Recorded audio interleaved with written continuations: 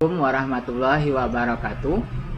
Pada praktikum ilmu listrik dan pengukuran kali ini, topik kita tentang analisis rangkaian, khususnya analisis node dan analisis mesh. Apa itu analisis node? Analisis node atau simpul adalah titik pertemuan dari dua atau lebih elemen rangkaian. Kemudian juga ada istilah junction atau titik simpul utama atau titik percabangan adalah titik pertemuan dari tiga atau lebih elemen rangkaian. Nah, perhatikan pada gambar ini. Jumlah node-nya di sini ada 1, 2, 3, 4, 5. Jadi ini artinya hanya satu node. E, F, G, A. Di jumlah node-nya ada 5, yaitu di titik A, B, C, D, dan E. E itu sama dengan F, sama dengan G, dan sama dengan H. Kemudian jumlah junction-nya ada 3, 1, 2, dan 3. Di jumlah junction-nya ada 3, yaitu B, C, dan E. Yang ini nih, tidak ada. Ini E sama dengan F, sama dengan G, dan sama dengan H. Analisis node ini dia berprinsip pada hukum Kirchhoff 1, di mana jumlah arus yang masuk dan keluar dari titik percabangan akan sama dengan 0, di mana tegangan merupakan parameter yang tidak diketahui. Atau analisis node lebih mudah jika pencatunya semuanya adalah sumber arus. Analisis ini dapat diterapkan pada sumber searah atau DC maupun sumber bolak-balik atau AC. Ada beberapa hal yang perlu diperhatikan dalam analisis node. Pertama, tentukan node referensi sebagai ground atau potensial 0. Kemudian yang kedua, tentukan node voltage, yaitu tegangan antara node non-referensi dan ground. Ketiga, asumsikan tegangan node yang sedang diperhitungkan lebih tinggi daripada tegangan node manapun, sehingga arus keluar dari node tersebut positif. 4. Jika terdapat n node, maka jumlah node voltage-nya adalah n kurang 1. Jumlah node voltage ini akan menentukan banyaknya persamaan yang dihasilkan. Kemudian analisis yang kedua adalah analisis mesh atau loop. Analisis mesh adalah arus yang dimisalkan mengalir dalam suatu loop atau lintasan tertentu.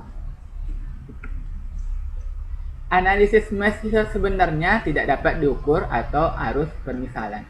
Berbeda dengan analisis node, pada analisis ini berprinsip pada hukum Kirchhoff 2. Jadi analisis mesh ini berdasarkan hukum Kirchhoff 2, di mana jumlah tegangan pada satu lintasan tertutup sama dengan 0 atau arus merupakan parameter yang tidak diketahui. Analisis ini dapat diterapkan pada rangkaian DC maupun AC. Ada beberapa hal yang harus diperhatikan dalam analisis mesh. 1. Buatlah pada setiap loop arus asumsi yang melingkari loop. Pengambilan arus loop terserah kita. Yang terpenting masih dalam satu lintasan tertutup. Arah arus dapat searah atau satu sama lain atau berlawanan, baik searah jarum jam maupun berlawanan dengan jarum jam. Kemudian yang kedua, biasanya jumlah arus loop menunjukkan jumlah persamaan arus yang terjadi. Metode ini mudah jika sumber pencatunya adalah sumber tegangan.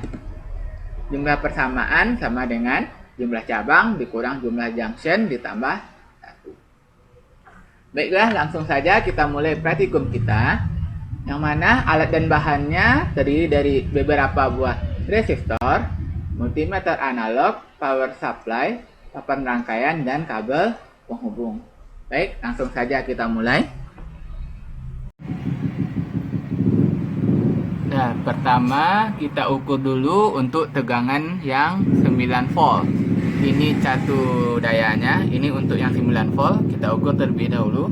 Kita hidupkan tombol powernya. Kemudian kita taruh multinya. Yang ini yang positifnya di sini.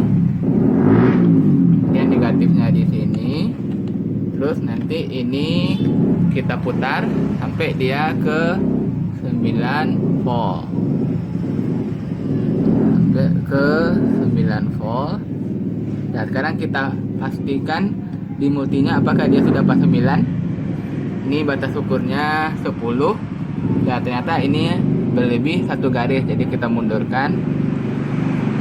Nah, udah, sekarang perhatikan ini. Ini dia sudah pas 9 volt.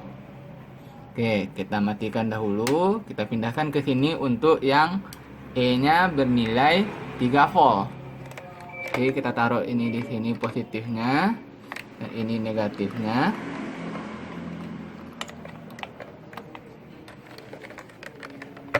Dan sekarang kita hidupkan untuk yang 3 volt. Kita putar sampai dia 3 volt. Oke, sekarang kita pastikan di multinya yang ini dia sudah pas nilainya. Kita geser dikit lagi 3 volt. Oke, sudah pas. Ini rekan lihat, ini sudah pas 3 volt dengan batas ukurnya 10. Baik, sekarang langsung kita mulai untuk gambar 1 untuk analisis node. Pertama, dari gambar kita ambil R-nya bernilai 10 kilo ohm. Yang ini 10 kilo ohm. Kemudian 10 kilo ohm ini dia nanti terhubung ke R 2,2 kilo ohm. Yang ini dia. Ini dia menyatakan dia terhubung. Kemudian R 2,2 kilo ohm ini dia terhubung ke R 1,5 kilo ohm. Yang ini dia. R 1,5.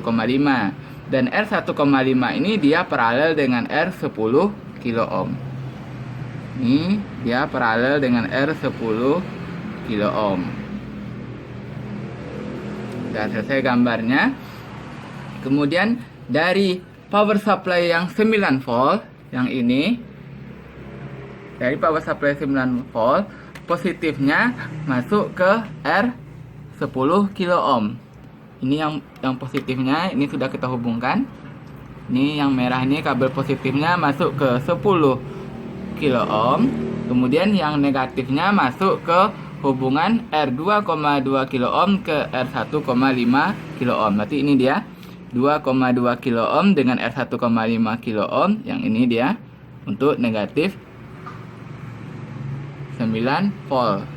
Kemudian untuk yang 3 volt ini satu dayanya yang 3 volt, positifnya ini nanti masuknya ke R yang terhubung ke 10 kilo ohm ke 2,2 kilo ohm. Berarti ini 10 dengan 2,2, yang ini dia positifnya. Kemudian negatifnya, yang ini negatifnya terhubung ke R yang paralel. Itu yang ini. Udah selesai rangkaiannya. Selanjutnya kita akan mengukur I pada R 2,2 kilo ohm. Kita ambil miliampernya. Ini miliamper yang akan kita gunakan. Ini miliampernya kita taruh pada batas ukur 5 miliamper. Kemudian kita ukur I pada tahanan 2,2 kilo ohm. Berarti kita buka kakinya 1. Kita putuskan hubungannya dari dalam rangkaian. Kita taruh di luar. Kita taruh di sini. Nah, seperti itu. Baru kita ukur I-nya dengan cara kita hubungkan ke sini alat ukurnya yang miliampere ini. Kemudian negatifnya ke tempat kaki yang kita putus tadi. Berarti yang ini kita taruh di sini saja.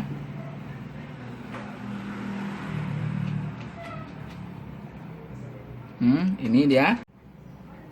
Baik, sekarang kita hidupkan kedua power supply-nya. Ini untuk 9 dan ini untuk yang 3 volt.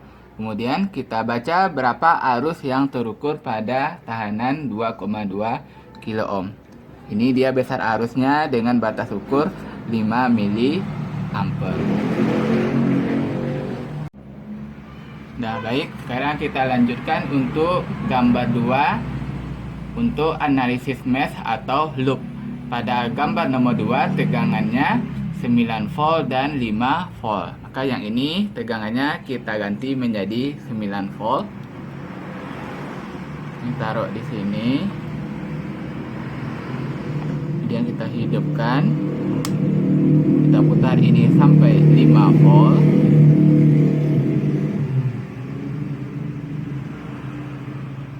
Nah, perhatikan ini batas ukurnya 10 dan ini sudah pas di 5 volt. Oke, sekarang kita buat gambar rangkaiannya. Untuk gambar rangkaiannya itu ada R1 nilainya 3,3 kilo ohm. Yang ini R-nya 3,3 kilo ohm. Kemudian R1 yang ini dia terhubung ke R2 2,2 kilo ohm. Yang ini. Nah, ini dia menyatakan dia terhubung dan ini dia terputus.